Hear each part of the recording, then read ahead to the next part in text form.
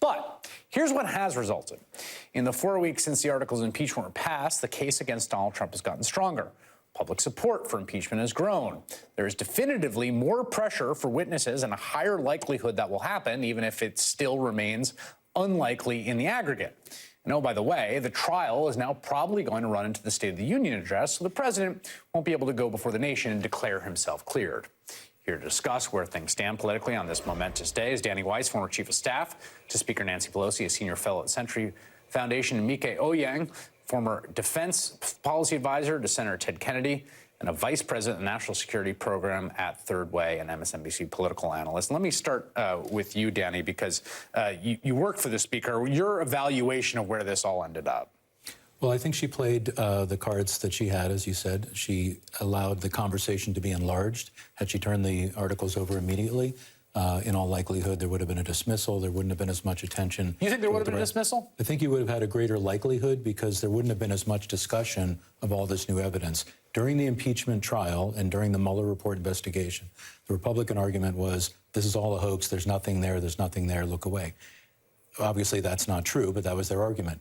Post-impeachment articles, very damning evidence has come out because people kept digging, journalists and others, and there's even more information coming out every minute. Tonight, you've been reporting on it. So by giving more time, she allowed that conversation to be enlarged about what's at stake if the Senate does not have a real trial. Mieke, what do you think the new evidence does to the dynamics here? I mean, it is officially now handed off, but the House, of course, retains subpoena authority. They can keep investigating other things, even if not under the purview of an impeachment inquiry.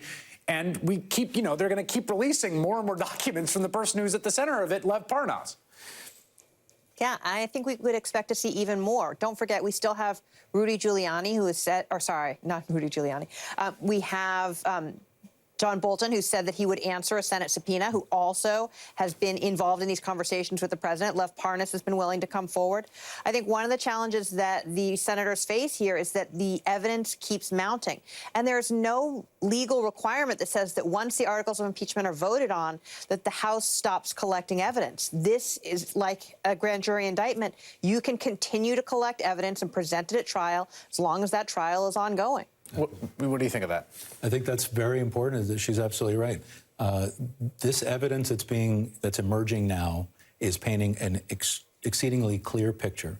The president has been caught red-handed, abusing his power on his personal interest, political interest, to undermine the elections. The Republican Senate is facing a very clear decision. Each senator is going to decide what's more important to them. Go examine the evidence, hear from the witnesses, get the documents, or do whatever the president wants because they think it's in their political interest. This is another Fifth Avenue moment. We've had too many of them, unfortunately. But this is one of those moments where the president abused his power in the light of day. And now the question is, will the U.S. Senate hold him accountable? I said this to someone last night, Mieke, and I keep thinking about it, which is that at one level you think, well, there's more evidence, there's more pressure to hear the evidence. But on the other side of it, like, if you're trying to get away with a cover-up, you don't want to just start pulling any threads because it makes the cover-up harder, right? Like, if you're Mitch McConnell and you're the Republican caucus, you're Cory Gardner, you're thinking to yourself, man, I don't know. It's not going to make our lives any easier if we hear more evidence. Yeah. The challenge that they have is they cannot stop the flow of evidence. Right. This is evidence that Lev Parnas volunteered to put out, and a federal judge signed off on him sharing.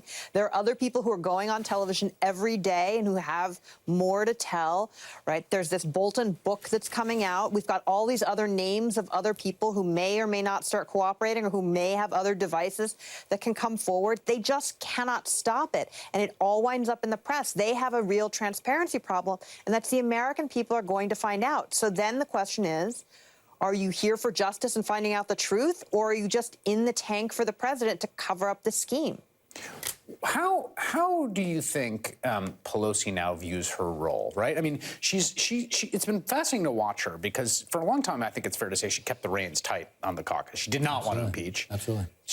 Her hand was forced by the facts, essentially. Mm-hmm. She's now impeached. What do you think her role now is? When the role of the House caucus, the House Democratic caucus is as this moves to the Senate?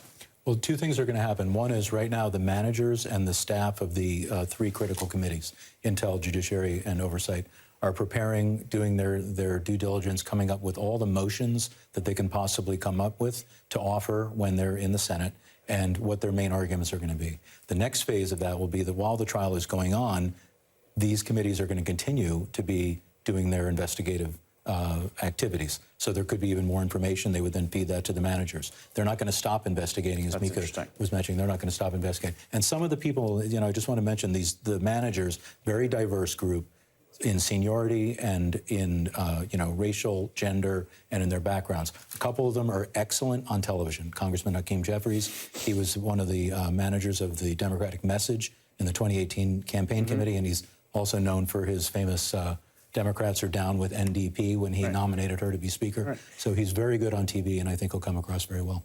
Yeah, it seems to me that you're going to have an interesting role for these House managers, Mieke. It's a very rare thing. It basically never happens, right? I mean, if you cover Capitol Hill, those two sides of the House, like, there's no senators hanging out in the House, and there's sure as heck no House members hanging out in the Senate. It just doesn't happen. Different universes. This is one of the rare instances in which you get this crossover. Yeah, that's right. And there is a little bit of disdain in the Senate for people in the House, having worked back and forth between the two chambers. But the House members here, they're very talented. They have careers before they got here. They are very good. We all saw Congressman Schiff, and we all saw those hearings and the members doing their questioning. I think that the senators will have to take them very seriously.